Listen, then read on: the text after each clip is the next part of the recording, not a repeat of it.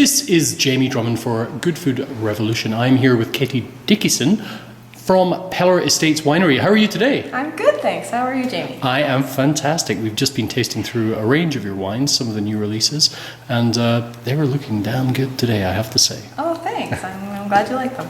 So you got your first start in the wine industry at Peller, is that true? I did. I started in 2006 was my first vintage, and it was right here at Peller.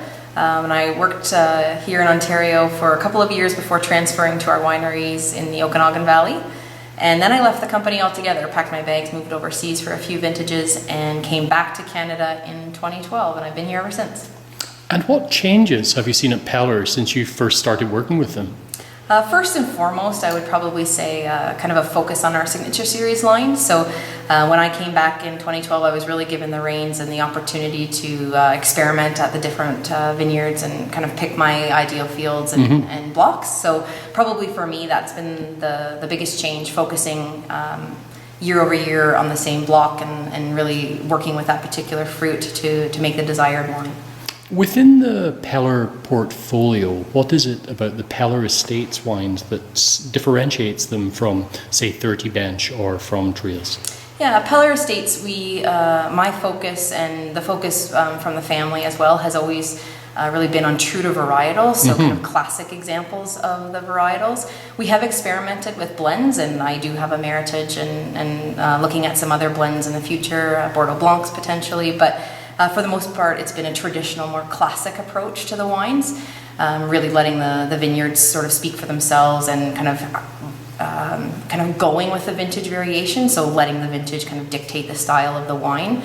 As a result, we have a lot of single varietal wines. So I have the opportunity to do a single vineyard or a single varietal Gewürztraminer, Pinot Gris, Sauvignon Blanc at different levels of the portfolio. So it's not just one Sauvignon Blanc, I actually get to make 3 of them. So different styles of that particular varietal.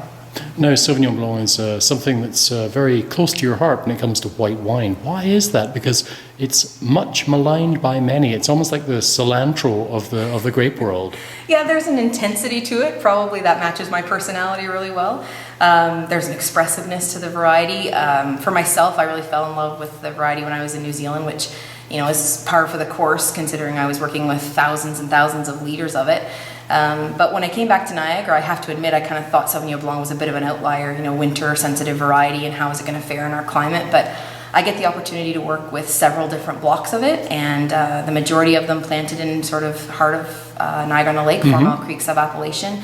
And they're blocks that have overwintered really well. So we've got great history with the farms now, and a couple right on the lake as well. So for myself, it's really working with those particular sites and pushing the fruit to the extreme, and then really letting the aromatics and the texture of the wine really sing. I think Sauvignon Blanc is something that Niagara can do really well. Yes, it's on the bubble for the vines themselves, but when you plant in the right location, we're having some good success. And you've learned the correct locations to plant those Sauvignon Blanc vines, because previously they were in some of your coldest sites. You're exactly right. Yes. When I came back, right at our home estate, Niagara River, we had a block of Sauvignon Blanc that after the winters of 13 and 14 was no longer. It probably wasn't the best site selection when the variety was planted, but that speaks a little bit to our age as an industry, and I think we're seeing more and more of that. So ideally selected terroir for the variety itself. And when it comes to red, you're particularly fond of both Gamay and Cabernet Franc. I am. So cool climate again, singing the song of those varietals. Gamay Noir is a variety that I will say I was sucked into by the block that I get to work with. So at our Carleton farm, 4 Mile Creek, I love the site. I love the fruit itself. It's a beautiful grape cluster, which sounds a little bit silly, but the fruit itself is lovely to eat. There's a real freshness to the wine. To the fruit, and as a result, you can make a refreshing, fruit-forward wine that can still have lots of layers and complexity. So. And you've been messing about with some whole cluster fermentation, right? Yeah, I started in 2016 in a really small way, just kind of open-top punch and ferments, and loved the resulting wine. A lot more structure, a bit more body, and obviously some really great color intensity. And that little trial was a trial in 17 and a bigger trial again in 18. So I guess I can say it's not a trial anymore. It's a bit of a practice, and one that I'm hoping to expand moving forward. I really love the resulting wine. And as for Cabernet Franc? Cabernet Franc, same thing. Cool climate variety. I think that it's a variety that shines in the peninsula. And whenever I do tastings at the estate, it's one that I'm always encouraging our consumers to taste, not only our own Cabernet Franc, but I think that's a variety that you can walk into any number of my neighboring wineries. Colleagues of mine ask for the Cabernet Franc and you're going to get a great, well-made Bordeaux varietal. It's one that I think, obviously it's a cool climate success story, but it's often the backbone of my blend as well. And the majority of my fruit, again, from the 4 Mile Creek sub-appellation, but I do have, some really successful Cabernet Franc blocks a little bit closer to the lake, Niagara Lake Shore, and cooler in style, higher acidity, but I think the variety does really well. It's one of my favorites.